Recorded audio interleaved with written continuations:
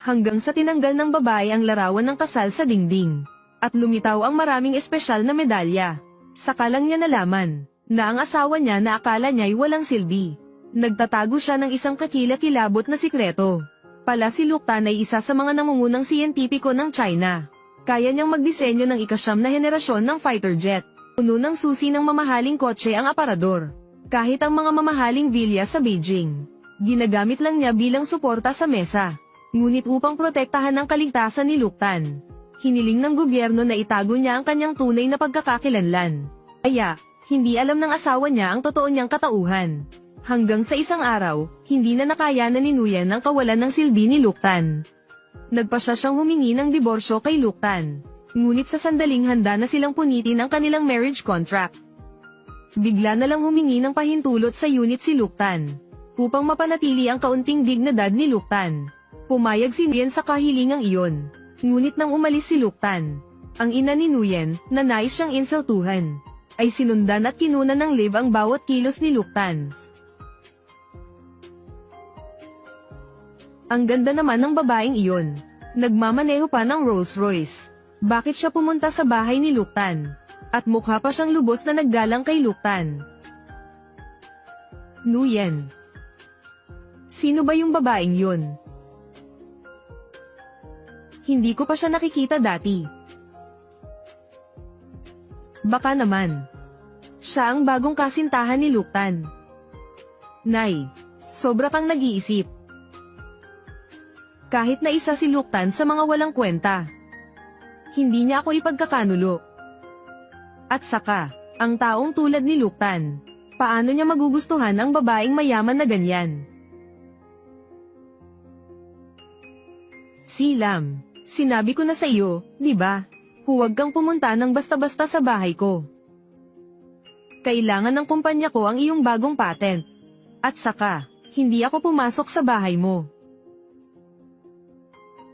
Sige, kalimutan na natin ito. Sumama ka sa akin sa loob ng bahay.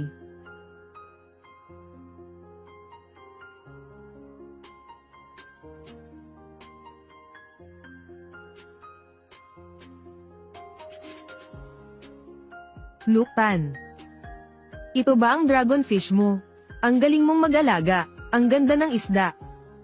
May ibang nagbigay nito sa akin. Itinataas ko ito para masaya. Ang kalabaw ni Lainim. Ang hipon ni Bokthach. Ang kabayo ni Tuhong. Tigre ni Dai Tien. Luke Tan, gaano ba talaga siya kay Aman? Lam, uminom ka muna ng tsaa. Maghintay ka sandali, hahanapin ko ang disenyo. Ito. Ang porselanang tasa mula sa dinastiyang Le.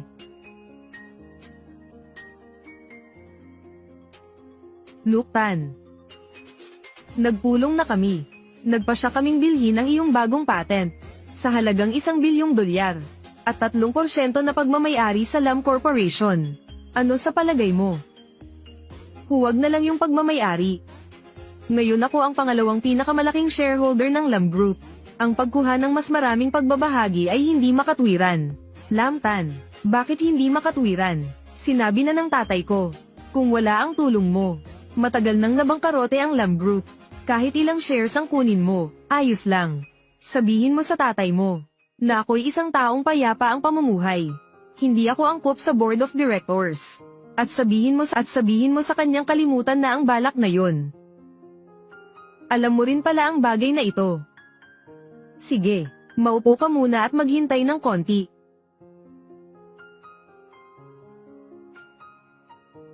Tama ka. Si Luke Tan ay isang walang kwentang tao.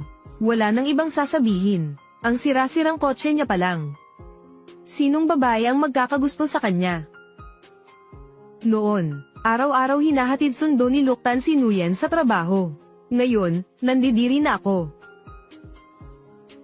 Tia Fang, huwag kang mag-alala. Sa mga susunod na araw, ako na ang bahala sa paghatid sundo kay Nguyen sa trabaho. Tingnan ninyo.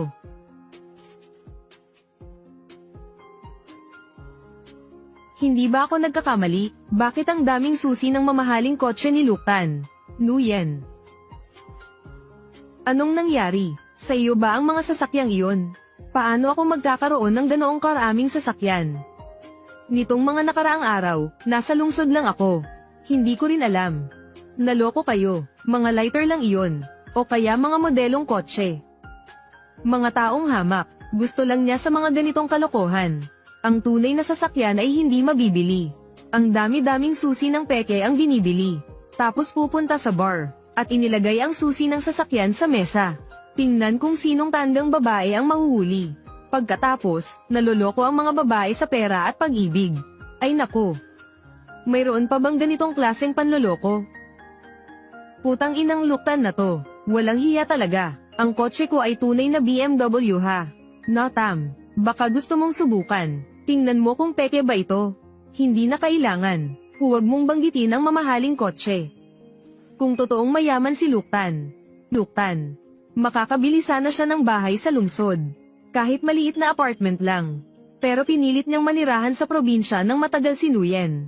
Ngayon naman, iba na ang anak kong babae. Nakabili na siya ng bahay sa lungsod. Ang mga hamak na tao tulad ni Luktan, hindi talaga siya bagay para kay Nguyen. Diyos ko, ano yan? Gintong titulo ng lupa. Iyan ang titulo ng pinakamahal na villa sa Beijing.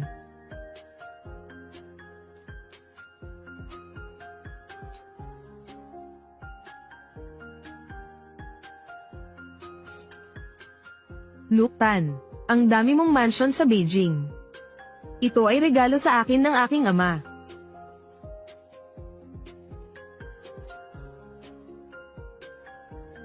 Bakit kaya hindi pantay ang mesa na ito?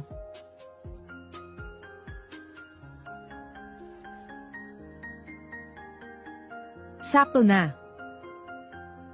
Diyos ko, ginamit ni Luktan ang titulo ng mansion sa Beijing para pantayan ng mesa. Paano nangyari yun? Saan kaya nakuha ni Luktan ang napakaraming titulo ng lupa?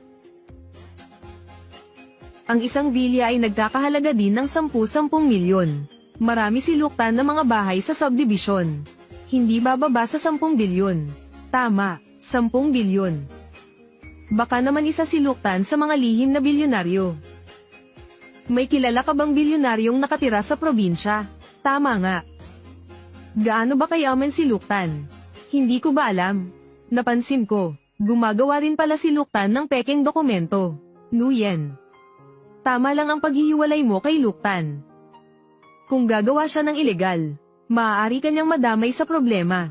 Kung ikaw ay isang tao, dapat tayong gumawa ng mabuti. Tulad ko halimbawa. Ilang dekada akong nagsumikap sa trabaho. Kakabili ko lang ng kondo. 160 square meters ang laki. Ay nako, kahit hindi kasing ganda ng isang mansion, mas maliit lang ang bahay ko. Pero kahit papaano, may pera ako para makabili ng bahay. Hindi ako nag-aalala na gumawa ng ilegal na bagay. Hindi ko inakala na gagawin ito ni Luktan. Yen ho, tulad ngayon, hindi natin pinanood ang camera. Bobo ka pa rin. Akala mo, si Luktan ay totoong tao. Pero, para sa akin, hindi ganoon ang bayaw mo. Bayaw mo pa ang tawag mo sa kanya. Sino bang bayaw mo? Dapat mag-ingat ka sa mga sinasabi mo. Ikaw ay isang estudyante. Ano ba ang alam mo? Notam, ayaw ko ring maniwala. Pero malinaw ang katotohanan sa harap ko. Marahil si Luktan, dahil gustong makasabay sa aking pagunlad. Kaya niya ginawa ang masamang bagay na ito. Naiintindihan ko ang kanyang pinanggalingan. Pero mali ang landas na tinahak niya. Huwag na lang, o kaya ganito na lang. Pareho pa rin naman kayong mag-asawa. Dapat payuhan mo siya. Basta pumayag si Luktan, pwede siyang magtrabaho bilang gwardya sa kumpanya ko. Bawat buwan, binayaran ko siya ng 5,000 dolyar. Para na rin nating ginamit ang basura. Makapasok sa UC Corporation. Iyon ang pinakamalaking swerte ni Luktan. At biyaya ng 3 henerasyon ng pamilya mo. Ano ba ang hinahanap ni Luktan?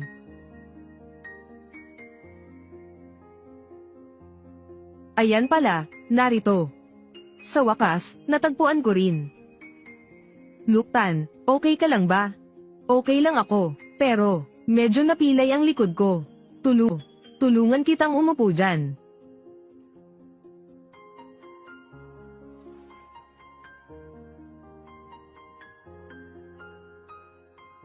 Subukan mong tingnan. Luke Tan, kinakatawan ko ang aking ama. Salamat sa iyong buong pusong tulong.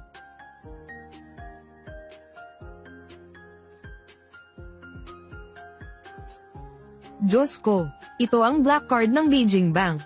Ano, ang credit limit ng black card ng Beijing Bank ay hindi bababa sa 10 bilyon. 10 bilyong dolyar.